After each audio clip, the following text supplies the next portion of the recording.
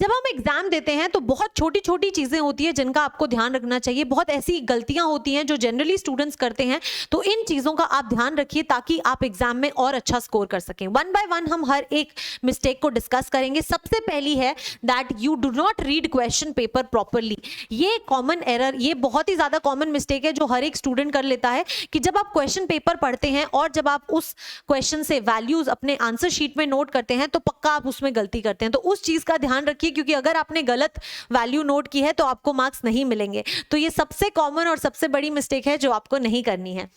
Next अगर हम बात करें तो आप क्वेश्चन जब सॉल्व करने लगते हैं तो आप किसी एक टफ क्वेश्चन के ऊपर जाकर अड़ जाते हैं, तो आप उसी पर क्वेश्चन टाइम लगाते रहते हैं। Don't waste your time. आपको पता है कि आपके पास में बहुत लिमिटेड टाइम है, तो अगर कोई क्वेश्चन आपको टफ लग रहा है तो उसको लास्ट के लिए छोड़ दीजिए, मार्क कर लीजिए और फिर लास्ट में उस पर टाइम लगाइए।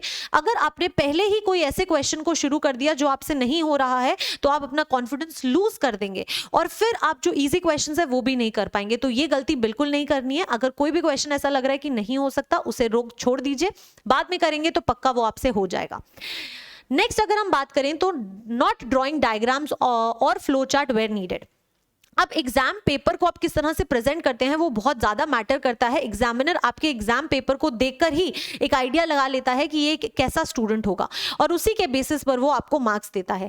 तो जिस भी क्वेश्चन में जहां भी पॉसिबल हो, अगर आप फ्लो चार्ट के थ्रू उस चीज को एक्सप्लेन कर सकते हैं या फिर अगर कोई ऐसा आंसर है जहां पर आपको डायग्राम बनाने की जरूरत है, तो मेरी एडवाइस यही होगी कि आप उसे जरूर उस डायग्राम को बनाइए, फ्लो चार्ट के थ्रू उसे एक्सप्लेन कीजिए, क्योंकि जितना ज्यादा कंसाइज और ब्यूटीफुल आप अपने पेपर को दिखाएंगे उतने ही ज्यादा आपको मार्क्स मिलने की प्रोबेबिलिटी रहेगी।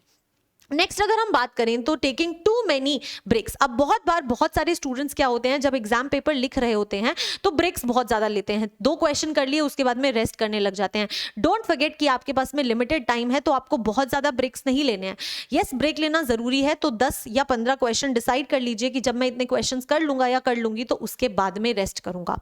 ये बहुत इंपॉर्टेंट है। टाइम मैनेजमेंट एग्जाम में सबसे इंपॉर्टेंट चीज होती है। नेक्स्ट अगर हम बात करें तो basic planning before exams, time management. Again वही चीज, आपको ये डिसाइड करना है, अगर एक एग्जाम में 3 सेक्शन है तो आपको ये सोचना है कि आप इस सेक्शन को कितना टाइम देने वाले हैं, दूसरे सेक्शन को कितना और तीसरे सेक्शन को कितना। जब आप बिना टाइम मैनेजमेंट के क्वेश्चन पेपर करना सॉल्व करते हैं तो इनिशियली तो आप बहुत ज्यादा टाइम दे देते हैं क्वेश्चंस को, लेकिन जब लास्ट तक पहुंचते हैं तो टाइम की कमी की वजह से आप बहुत छोटे छोटे आंसर्स लिख पाते हैं और फिर आपके मार्क्स कम आते हैं या फिर आपका पेपर छूट जाता है। इसलिए टाइम मैनेजमेंट बहुत ज्यादा इंपॉर्टेंट है। नेक्स्ट अगर हम बात करें तो नॉट राइटिंग इन पॉइंट्स। ये बहुत ही ज्यादा इंपॉर्टेंट चीज है कि कभी भी क्वेश्चंस को, बहुत सारे स्टूडेंट्स ऐसा करते हैं कि आंसर्स जो होते हैं वो पैराग्राफ्स में लिख देते हैं। आपको कितनी भी उस आंसर के बारे में क्लियरेंस हो, अगर आपने उसको पॉइंट्स में नहीं लिखा है तो टीचर उसको अच्छे से नहीं पढ़ पाएगा और आपको उतने मार्क्स नहीं मिलेंगे। इसलिए हमेशा कोशिश कीजिए कि आप अपने एग्जाम में हमेशा आंसर्स जो हैं वो पॉइंट्स में ही लिखें। जब पॉइंट्स में लिखते हैं तो पेपर बहुत अच्छा लगता है, एग्जामिनर जो है उसके लिए वो रीड करना बहुत आसान हो जाता है और आपको मार्क्स भी ज्यादा मिलते हैं। Last is writing answers without planning. हर एक आंसर को पहले अपने दिमाग में प्लान कर लीजिए कि मैं पहले इसकी डेफिनेशन लिखूंगा या लिखूंगी, उसके बाद में मैं इसका डायग्राम बनाऊंगा। एक प्लानिंग बहुत जरूरी है हर आंसर को लिखने से पहले। बिना प्लानिंग के जब आप आंसर लिखते हैं तो वो परफेक्टली प्रेजेंट नहीं होता, जिसकी वजह से आपको कम मार्क्स मिलने के चांसेस होते हैं। सो आई होप आप ये सारी मिस्टेक्स जो हैं वो अब अवॉइड करेंगे और अपना पेपर बहुत अच्छा करेंगे। All the very best. Thank you.